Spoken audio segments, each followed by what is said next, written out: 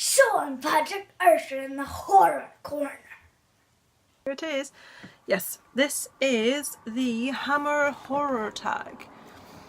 I'm going to put a little insert. This tag was created by Sean Patrick Erschen in the horror corner. Hope Sean enjoyed that. I enjoyed doing that. Isaac much enjoyed doing that.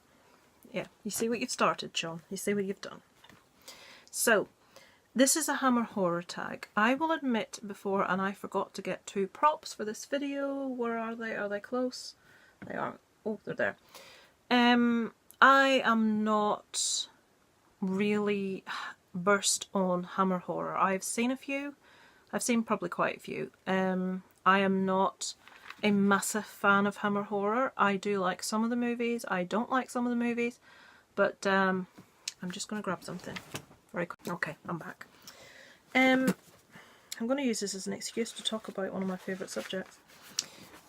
My favourite author, Sean Hudson, was tasked a few years back with writing a graphic novelisation of some Hammer horror. So, I've got 3 books here. Are they the right way up? Yep. Yeah. So, we have Twins of Evil. We have The Revenge of Frankenstein. Don't know what that voice was. We have X. Or is this one? The Unknown. I love Sean Hudson. I've read him since I was 14, 15. And I'm still reading him. And yeah, he did 3 novels about Hammer horror. So I've definitely seen all 3 of those. But yeah, I have seen... If you want to correct me in the tags and say you're talking... No, I almost swore rubbish there, Lisa. By all means do so, but do know I haven't seen all the movies, so go easy on me. So, number 1, what is your favourite Hammer horror movie? Right, for this I have chosen The Curse of Frankenstein.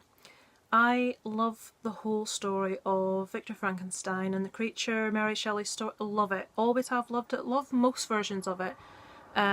That version I really enjoyed, the Hammer horror one with Peter Cushing and Christopher Lee, which to me, Hammer is Peter Cushing and Christopher Lee. They made it what it was, as far as I'm concerned. A lot of the acting in Hammer horror I find really hammy, really OTT, really dated, really cringeworthy in some places, with the exception of Peter Cushing and Christopher Lee, who just are a dynamic duo. So, yeah. Number 2, what's your favourite Hammer horror monster? I'm going to pick Frankenstein's monster from the movie I've just talked about. I love the fact that it's not your typical big green, big-headed, tall, gangly man with bolts in his neck. I don't like that version of Frankenstein. I don't like the imagery in that. I adore just the bits of a man. That's what Frankenstein's monster was. He was bits, the creature. He was bits of a man. Very much the same in Mary Shelley's Frankenstein of much later with Robert De Niro, and Tim Burton's Always Must Be in Everything, Helena Bonham Carter. Yeah, I just love that representation of Frankenstein, so I'm going with the creature from the Frankenstein movie. Number 3, I'm really sorry about this hair. If anyone's seen Friends, the episode where Monica's hair goes pff because there's humidity everywhere, that's my hair all the time. And it's really hot right now, and it's always really humid in Ireland because it rains a lot as well, and I'm just so hot.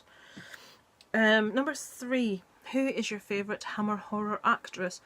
Right, anyone would be tempted to say Ingrid Pitt for this. I was very tempted to say Ingrid Pitt for this, but I am going to go with Caroline Munro.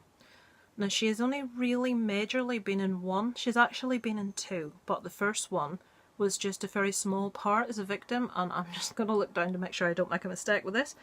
Yeah, Dracula AD. I was just going to say Dracula. I'd forgotten the AD bit. But she was in Captain Kronos Vampire Hunter, in a bigger part. She came to my attention. I remember right at the beginning of the relationship with my husband saying, "So, who's your big crushes then? What actresses, what singers do you like?" And my husband's one of these people that never really tells you that sort of thing. I think that comes from having an ex-girlfriend that was extremely... He wasn't allowed to look at another girl. If there was a girl on screen, he had to switch it off, blah, blah, blah. The woman was a psycho. He wasn't allowed to appreciate an attractive woman, which is ridiculous. And I think he still got a bit of a throwover from that. But the one person he didn't mention was Caroline Munro, that I really liked her. And I can see why. You know, I looked her up and yeah, she's beautiful. There's just something, I don't know, just something very gothic about her. And, you know, the fact she's pale as well, I like that. I like the fact that she's not your tans like everyone else type thing. Right, number 4, what is the most underrated Hammer horror movie? I have gone with Twins of Evil, purely because I know the story really well, having read Sean Hudson's writing of the novel. Yeah, I like the story about the sisters and they go to stay with their uncle and they're like obsessed with witches and blah blah blah blah. I'm sure you know the story, but yeah, I've gone with that one. But I also want to mention a film I watched a few months ago called Weckwood. This is actually a new Hammer horror movie and it was filmed here in Northern Ireland. And it's a story about parents lose their child, and it's about what happens when they make this pact to bring their child back for a period of a few days. Why would you do that? Why would you want to bring your dead child back for a few days and then lose them again? Go through that twice. But anyway, yeah, Weckwood. If you haven't seen Weckwood, check it out. It's really good. Number 6. No, number 5. What is the most overrated Hammer horror movie? Unfortunately, I can't answer this because I haven't seen enough to answer this. I will say I was not impressed by Woman in Black with Daniel Radcliffe. It got the big up from everyone about being really terrifying and really scary and Hammer horror's new idealisation. I thought it was dull, to be quite honest with you. Number 6. Does Peter Cushing make a better Van Helsing or Victor Frankenstein? Purely because of the movie that I prefer, I'm going to say Victor Frankenstein. Although he was fantastic in both roles, he's a fantastic actor, I'm picking Victor Frankenstein. Number 7. In The Curse of the Werewolf, do you think they should have shown more of the werewolf? That was it. Sorry. That's my writing on the next line. No, I don't. I've said this before in many other videos. I think in a movie when you show too much of the creature, the monster, the werewolf, the whatever it may be, it takes away from the suspense, from the anticipation, and never do you see that better than in the movie Signs. At the end, it shows way too much of that creature. In the middle of the movie there's a glimpse as it walks past the end of a road, which is so much more effective, so much creepier than the massive view we got of the creature. I'm not saying what it is, but I'm sure you know, at the end of the movie. So no, I thought what they did was perfect. Number 8. Do you prefer Hammer or Universal version of The Mummy? I prefer the Universal Boris Karloff version of The Mummy. Everything from how it looks to how Boris Karloff presented it. I know it's very dated, I know that the script in places is a bit pants, effects, etc, etc, but I think that Boris Karloff's representation of the Mummy is just iconic. I prefer it to the Hammer version. Number 9. What is your favourite Christopher Lee performance in a Hammer film? I have not looked at number 9 or 10 to answer before I've read it out of the book because it's on another page, because I'm stupid. I'm going to have to say Dracula. When someone says to me Hammer, Christopher Lee, the first thing that I think of is Dracula, is that iconic image. It is the like open teeth and the hair and and obviously he reprised that role many times, so I'll say Dracula. Number 10, and finally, what does Hammer need to do to get back on the horror map? Right, well, as Sean said in his video, my brain's not working, I'm sorry. Let Me In, the remake of Let the Right One In, I didn't actually know this was a Hammer until you said, Sean. I had no idea. So yeah, that was a good remake. It obviously doesn't have the creepiness and atmosphere of the original, but I find that it's not possible to recreate that for any foreign, like, foreign language film. Like the Spanish ones like Pan's Labyrinth and Record. If they tried to remake those, Kronos, what's the other one? Forgotten. And then there's The Orphanage. Especially Japanese horror has been attempted so many times with The Ring, Rings, The Grudge. It's not possible to recreate that unsettling atmosphere. And again, with Let the Right One In, they didn't recreate that. Can you hear that? That's my husband and son pulling up outside. He's back from Scouts, so I'm going to have to rush this on. They didn't recreate that creepiness, but I do feel that it was a really, really good remake. I wasn't aware, like I say, it was Hammer, so yeah, they're going along the right way if they're bringing things like that out. Weckwood, as I've already mentioned, I really enjoyed that. That was a recent one, loved it. The Woman in Black, not so much. I think the fact they've moved on from the very stereotypical sexist, buxom beauty, pathetic woman,